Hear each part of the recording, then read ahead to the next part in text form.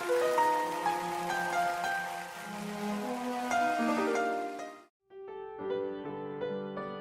ibadah Jumat Agung pada tanggal 10 April 2020. Sebelumnya saya mengajak kita untuk berdoa. Bapa, terima kasih untuk kasih-Mu sehingga kami boleh melaksanakan ibadah Jumat Agung pada saat ini.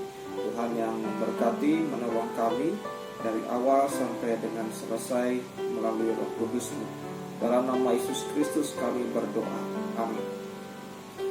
Bapak Ibu saudara-saudara yang Tuhan kasih, tema yang akan kita renungkan yaitu salib yang menyuarakan kasih dan kebenaran.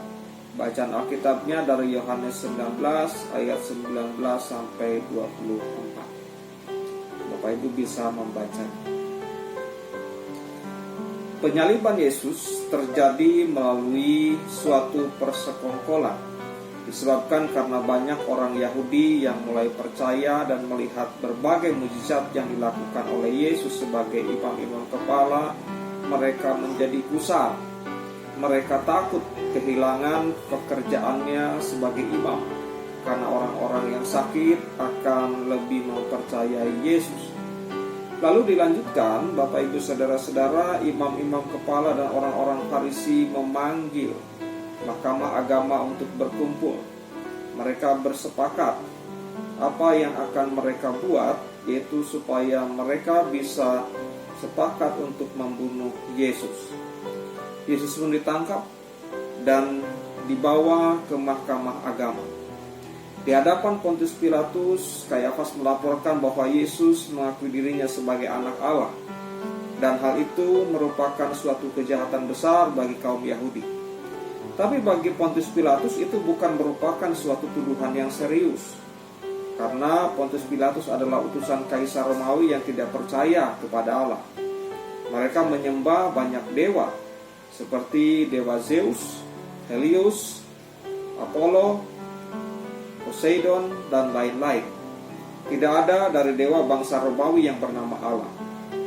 Akhirnya Kayafas mengubah tuduhan atas Yesus menjadi dia mengaku sebagai seorang raja dalam Markus 15 ayat 26. Ini baru tuduhan serius, karena bagi Pontius Pilatus, rakyatnya boleh menyembah banyak dewa, tapi hanya boleh ada satu raja, yaitu kaisarnya yang tinggal di Roma. Tapi orang-orang Yahudi berteriak dalam Yohanes 19 ayat 12 sampai 16, "Jika engkau membebaskan dia, engkau bukanlah sahabat kaisar. Setiap orang yang menganggap dirinya sebagai raja, ia melawan kaisar." Kata Pilatus kepada mereka, "Haruskah aku menyalibkan rajamu?"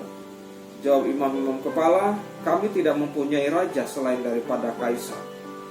Akhirnya dengan tuduhan itulah Yesus disalibkan, dan Pontius Pilatus menyuruh memasang tulisan di atas kayu salib itu berbunyi, "Yesus orang Nazaret, raja orang Yahudi." Dan ini merupakan sebuah kebiasaan pada saat itu untuk memasang tulisan pada salib di atas kepala orang-orang yang disalibkan. Tulisan itu biasanya menyebutkan kejahatan yang dilakukan oleh orang yang disalibkan tersebut. Semua nubuatan tentang Yesus ternyata telah digenapi dengan tulisan INRI atau Yesus Nazarenus Rex Iodero dalam bahasa Latin. Bapak Ibu saudara-saudara yang Tuhan kasihi, Yohanes 19 ayat 20 secara khusus menyatakan bahwa tanda tulisan itu ditulis dalam 3 bahasa, yaitu bahasa Aram atau bahasa Ibrani, bahasa Latin, dan bahasa Yunani.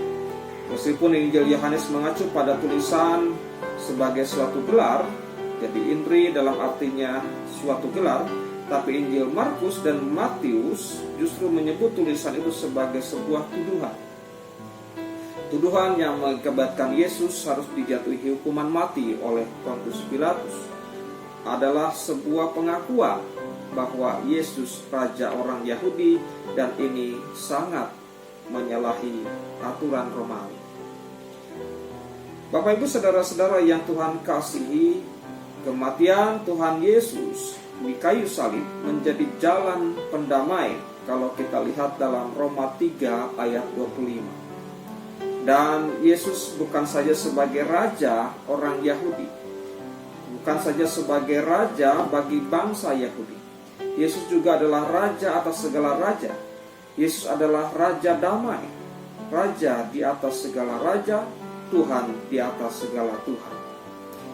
Bapak ibu saudara-saudara yang Tuhan kasih, yang menyebabkan Yesus dipakukan di kayu salib, yang kita tahu bukanlah karena kejahatannya, tapi karena dosa setiap orang manusia yang ingin diselamatkannya. Bapak ibu saudara-saudara yang Tuhan kasih, apakah makna firman Tuhan ini bagi kita? Pertama, bagi sebagian orang, salib adalah kebodohan dan lambang kejahatan. Tulisan Inri di salib itulah yang membuktikannya. Dengan kata lain, kalau kita percaya kepada Yesus yang mati di salib adalah sebuah kebodohan. Bagi Yesus, peristiwa salib tidak bisa dihindarkan, sebab salib adalah jalan penyelamatan satu-satunya untuk menebus dosa manusia. Dan bagi kita orang yang percaya kepada Kristus, penyaliban adalah anugerah terbesar dari Allah yang kita terima. Yang kedua, Bapak Ibu saudara-saudara yang Tuhan kasih, Allah mengubah yang hina menjadi mulia. Betapa congkaknya manusia jika merasa diri lebih mulia dari Yesus, seperti para imam kepala. Yesus yang dihina, dicambuk, dipermalukan, diperebutkan jubahnya dengan membuang undi, bahkan sampai disalibkan, justru dimuliakan Allah. Kita belajar jangan suka merendahkan, menghina, mengolok-olok orang lain, karena siapa tahu bahwa kehidupannya lebih mulia di hadapan Allah, sementara kita justru sebaliknya. Artinya Bapak Ibu saudara-saudara yang Tuhan kasih, kita harus saling menghargai dan menghormati kelebihan kekurangan orang lain.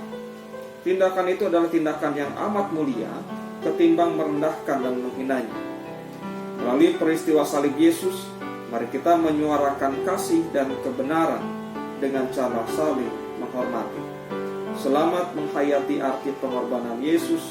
Tuhan memberkati. Amin. Mari kita berdoa. Terima kasih Bapa dalam surga, kami sudah mendengarkan firman Tuhan. Biarlah Engkau memampukan kami untuk melakukan penghayatan yang lebih baik lagi dalam hari Jumat Agung ini, supaya kami lebih dilayakkan oleh Tuhan untuk menjadi anak-anak. Dalam nama Tuhan Yesus Kristus kami berdoa. Amin.